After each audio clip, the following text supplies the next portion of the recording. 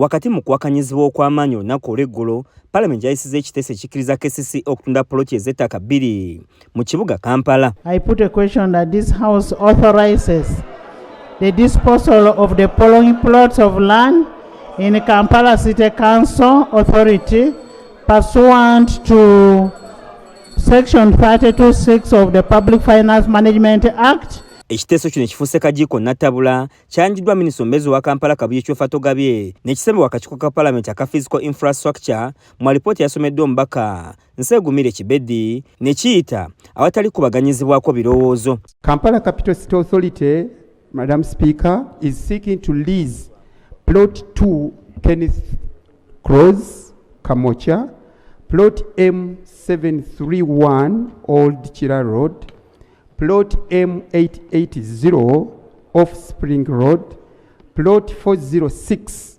Namirembe Road, and Plot M69 and Plot M70 Lugogo. Ettaka eryogerwako litudde ku plot number M888 ku luguudo lwa Spring Road ne plot 46 ku luguudo lwa Namirembe Road nga kino kitanudde ababaka ba Palamenti abakiikira ekitundu kya Kampala ne bazikuba mu makiika nga bawakanya ebyayisiddwa Palamenti olunaku olw'eggulo. Era twagala okuyimirira wano ng'ababaka abava mu Kampala ne bannaffe abatwegasseeko okugamba nti tetugenda kukkiriza kiteeso ekyo okugenda mu maaso.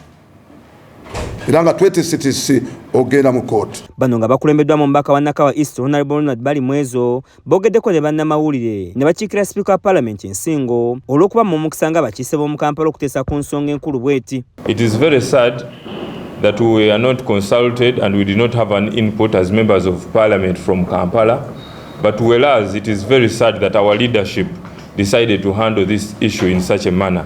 Nenga bangambye nze ene wabbali nkyali mu kunoonyereza bangambye nti waliwo abanene muno ploti ez'essatu tugenda kutandika okukola okunoonyereza. Bano bagamba nti ekiteeso kino kyakusiddwa kuba olukiiko lw'abakansala lwa Kcca lwalisadde ekiteeso ekisimbire ekkuuli okutunda ettaka lino ng'ekiteeso kino bagezaako okukitegeeza Palamenti naye nga buteerere. Emu nga bakiyisizza mu ngeri emenya amateeka.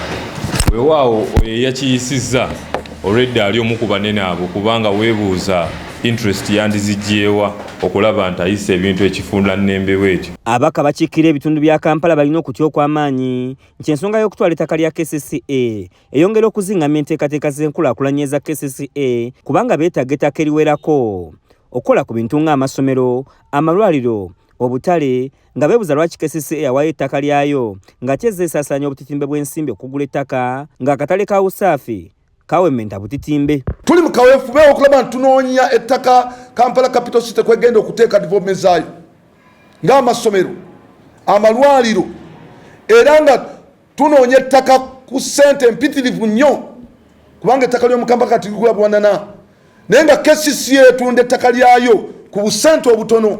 Kaakati neewuunya omuntu asobola okutunda ekikye ate n'agula ekyamunne obuseere. Kakati bano basazeewo nti singa Parliament esazaamu kiteeso kino bagenda mu kkooti bakiwakanye nga bagamba nti kyayisiddwa mu bumenyi bw'amateeka. Yadde biri bityo waliwo poloti endala ezitaayita eziri mu nteekateeka eno okuli poloti namba 2 eri ku Kenneth Close, kosa poloti namba M731 ku Old Chira Road ne poloti namba M6 n'ensanvu ebiri ku luguudo lw'Erugogo. Frank Kiddu yakusakidde eggulye lino. Poloti zino wammanga ze zaagala okuba nti batunda.